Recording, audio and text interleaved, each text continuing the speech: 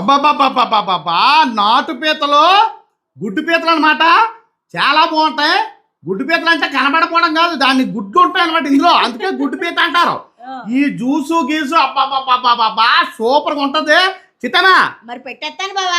నాటు నాటు నాటు నాటు పీత ఉండే మరి బేగనా.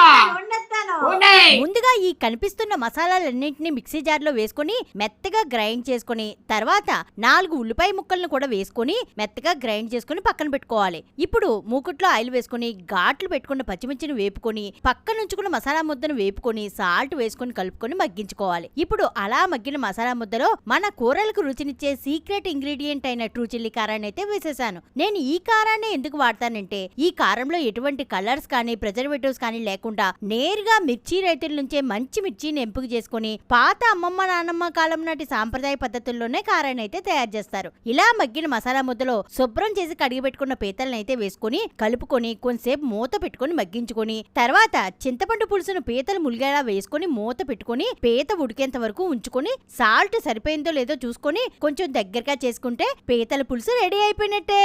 చిట్టమా బావా ఏంటి గుమ్మగుమ్మలు ఆడేస్తుంది, బయటకు వచ్చేస్తుంది వాసన అంతాను. అయిపోయింది కొత్త కొత్త కొత్త కొత్త అబ్బా ఫ్లేవర్ అదిరిపోతుంది. మరి కొత్తిమీర వేయాలి కదా. దీనికి కొత్తిమీర బాగోదు బావా. బాగోదంటావా? మరి జనాలు బాధపడతారేమో. ఈ ఫ్లేవర్ అయితే అదిరిపోయింది. మీరు కూడా ట్రై చేయండి. అదే చేత్తో ఓ సబ్స్క్రైబ్ కొట్టండి.